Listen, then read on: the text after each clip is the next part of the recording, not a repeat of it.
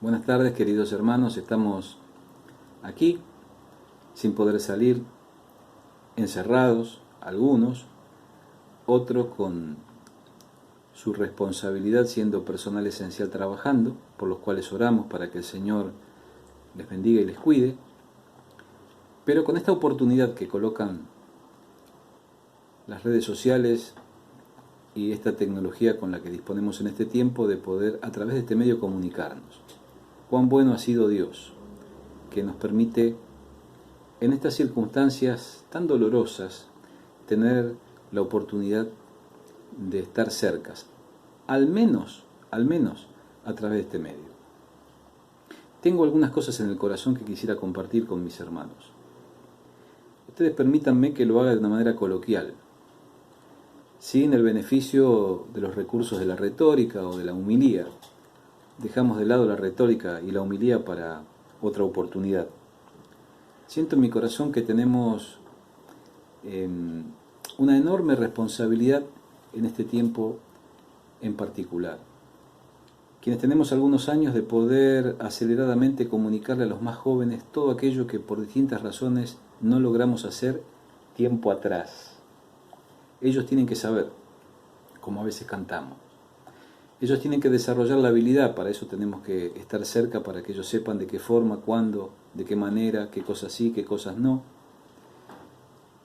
Porque todo indicaría que se avecinan tiempos de mayor dificultad.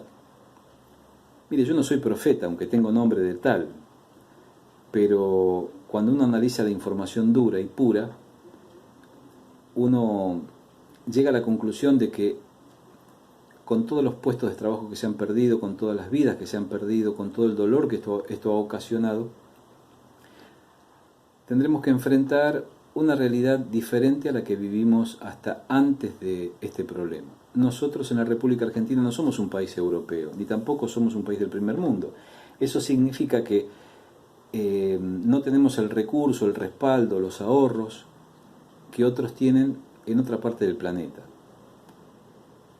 Los cristianos tenemos recursos inagotables, pero esos recursos inagotables son espirituales, son en Cristo Jesús, en donde Dios nos ha colocado para que experimentemos toda bendición, pero toda esa bendición es espiritual.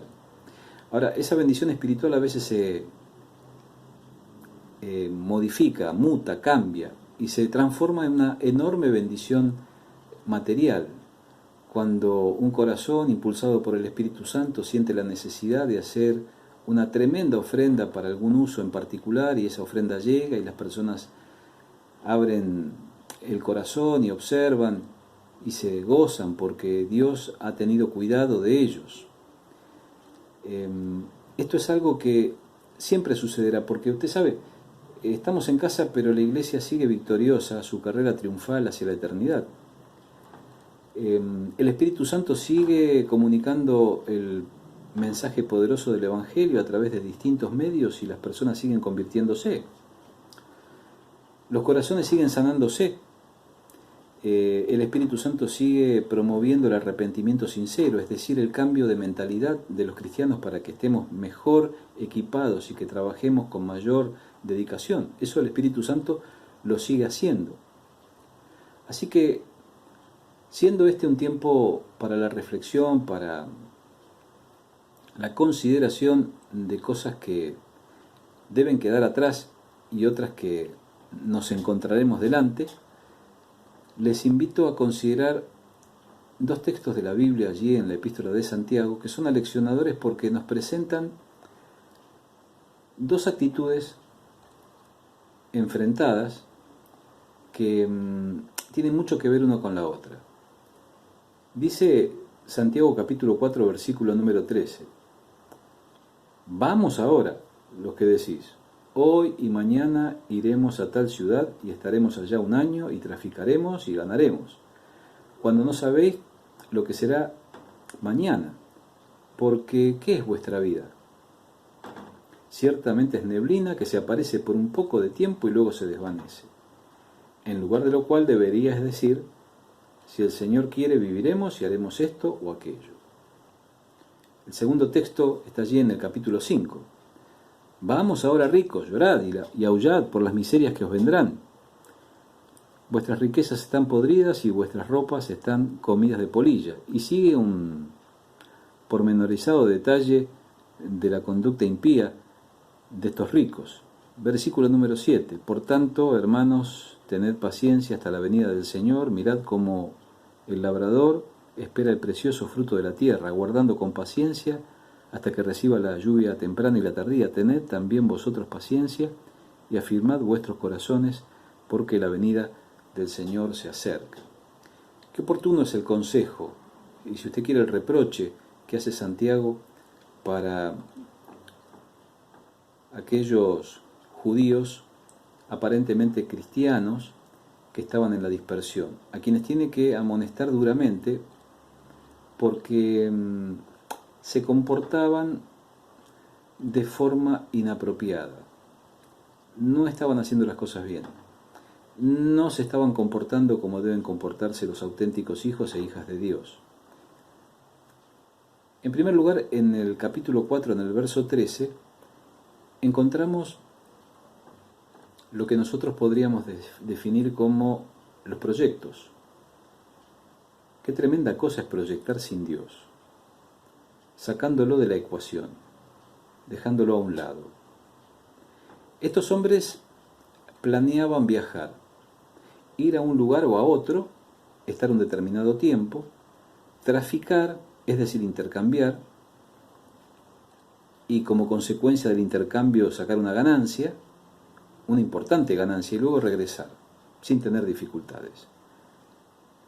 Claro, pero no consideraban ni la fragilidad de su vida, es decir, que en el trayecto podían tener algún inconveniente y perder la vida, ni tampoco la limitación del tiempo, de cuán extensa era esta experiencia vital humana, cuántos años ellos iban a vivir. En el capítulo 5, verso 1, encontramos otra cosa. Allí encontramos a algunos que, teniendo mucho dinero, exponían a sus obreros al dolor porque los maltrataban cruelmente, no pagándoles su salario en tiempo y en forma. Y esto es una cosa deleznable, tremenda. Por tanto, Santiago, luego de destacar estas cosas que están fuera de lugar a lo largo de todos los capítulos de la carta de Santiago, va a comenzar a colocar la mente de aquellos que sinceramente querían cambiar de actitud en esta idea que debe ocupar todo el corazón, el alma y la mente de los cristianos, el retorno visible de Jesucristo. Por eso les dice allí en el versículo número 7, tened paciencia hasta la venida del Señor, tened paciencia. ¿Quiénes tenían que tener paciencia? ¿Quiénes tenían que de pronto esforzadamente sostener las cargas o mantenerse firme debajo de la carga? Eran aquellos que de pronto no recibían la paga, que no eran considerados, o aquellos que de pronto, influidos por quienes decían vamos aquí y allá y luego regresamos, estaban a punto de tomar malas decisiones acompañándoles o iniciando su propia aventura. Así que tenemos dos cosas importantes: los proyectos o proyectar y la administración, o si usted quiere, administrar. Y hay algo que es un denominador común para estos dos grupos que allí irónicamente Santiago señala, diciéndole, y ahora, vayan, ¿no? Inténtenlo, que son las serias dificultades sociales, económicas, políticas, que rodeaban toda esa escena. No era fácil ser un creyente en aquellos tiempos. Tal vez se simplificaba cuando las personas ocultaban su fe o negaban que eran cristianos. Recuerde que estamos en esos años en donde una secta, según la consideración de todos, estaba emergiendo de dentro de las entrañas del judaísmo. Algo que primero no fue resistido porque siempre los judíos tuvieron una buena relación con el imperio y no se les negó su derecho a reunirse y a tener sus prácticas religiosas, pero luego de los acontecimientos de la cruz, intensificado por la obra misionera de tantos que salieron impulsados a la luz de lo que el Señor les indicó, vitalizados, fortalecidos por el Espíritu Santo, empezaron a ser resistidos, empezaron a ser tratados con hostilidad y también a ser tratados con crueldad. En ese trayecto de la historia nosotros nos encontramos. ¿Cómo proyectamos? No podemos nosotros, bajo ningún concepto, adherir a la idea de que nosotros podemos hacer lo que queremos, ir a un lugar, al otro, sin pedir permiso, sin hablar con Dios, sin preguntarle si eso es correcto, si nos quiere en ese lugar.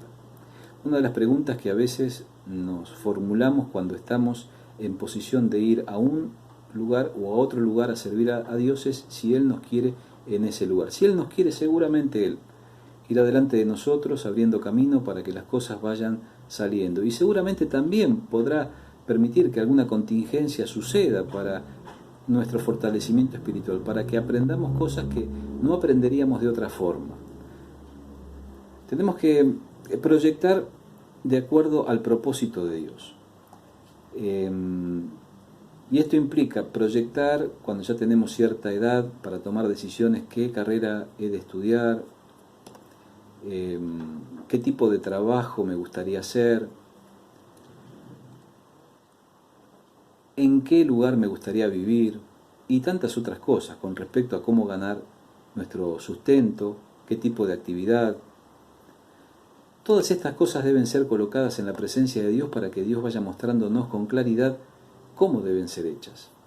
Ahora, claro, en medio de esta contingencia para los israelitas en aquel tiempo era estar lejos de sus familias, lejos de la ciudad santa, atravesados por situaciones dolorosas, siendo tratados con hostilidad, experimentando la persecución. Ellos aún en esas circunstancias querían, unos, proyectar y atreverse a lograrlo, a tener un buen pasar, y había otros que habiendo logrado el buen pasar, estaban deslizándose peligrosamente en un estilo de vida cargado de mundanalidad, viviendo en deleites y quedándose con el dinero que no les correspondía, porque debieran pagar salarios y no lo pagaban.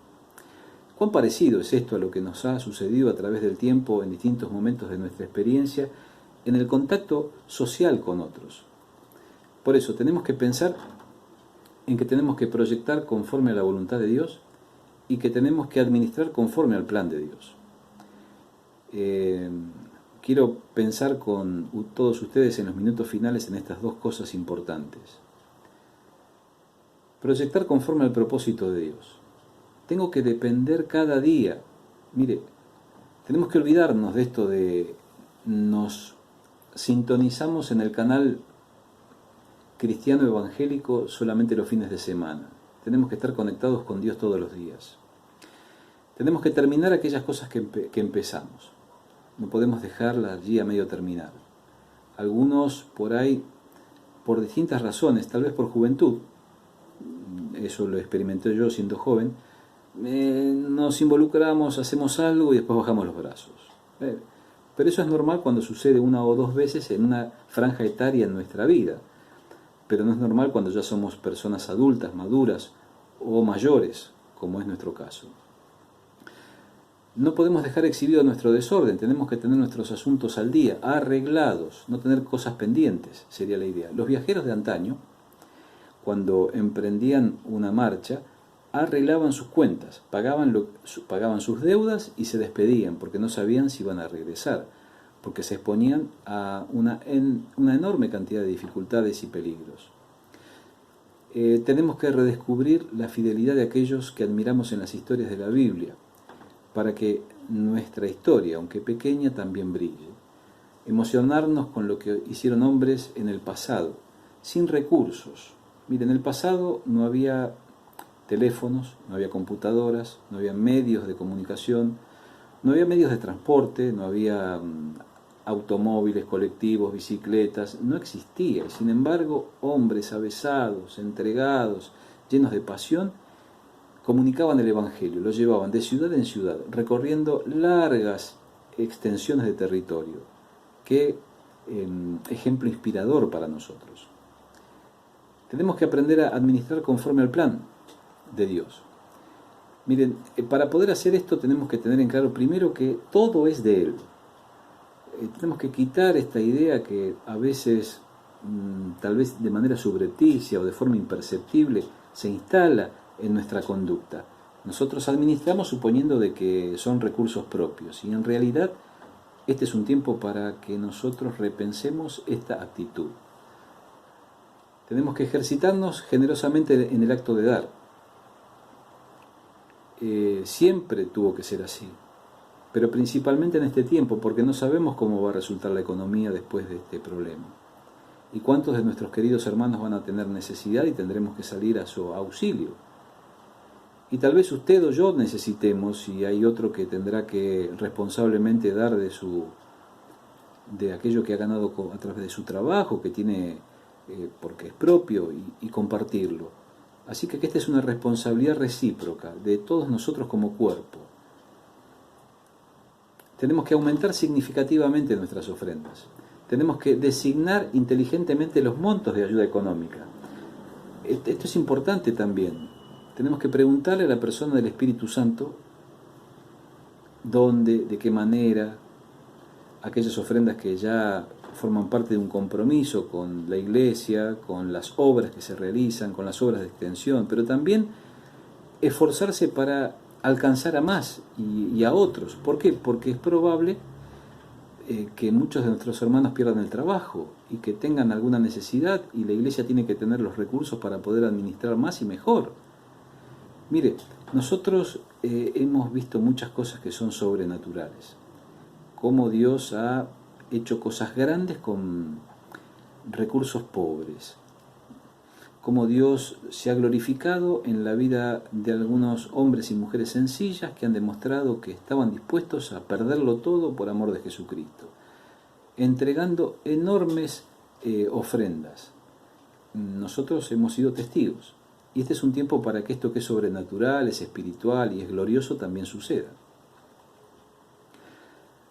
Finalmente tenemos que hacer 3 cosas, mis 3 minutos finales. Ejercitarnos en el desprendimiento, aplicarnos al contentamiento y habituarnos a la austeridad. Permítame comenzar por esta última. Tenemos que habituarnos a la austeridad. En tiempos en donde las vacas son flacas, no es tan importante el volumen de dinero que ingresa a un hogar, sino cómo el dinero se administra, de qué manera se gasta. Será tiempo para que todos empecemos a pensar de qué forma nosotros adquirimos lo necesario para la vida. Y tratar tal vez de hacer un pool de compras. ¿Para qué? Para evitar la intermediación y para beneficiarnos todos, tal vez. Tenemos que aplicarnos al contentamiento, aceptar nuestra realidad. No sentirnos mal, como que no nos quieren o que no es para nosotros, sino aceptarlo. Y yo le diría que el contentamiento no es resignación, sino es una sensación de gozo. Finalmente, ejercitarnos en el desprendimiento. Ejercitar esta capacidad de poder llegar con lo necesario a aquel que tiene algún padecimiento particular, aunque al hacerlo nos coloquemos en una posición de cierta vulnerabilidad. ¿Recuerda la ancianita que dio de todo su sustento? Los ricos hacían sonar trompeta, o como dice otra versión, se sentían las monedas sonar en la alcancía metálica. Sin embargo, la abuelita colocó las 2 monedas de más baja denominación, y el Señor Jesús dijo: esta viuda pobre ha dado más que todos los demás.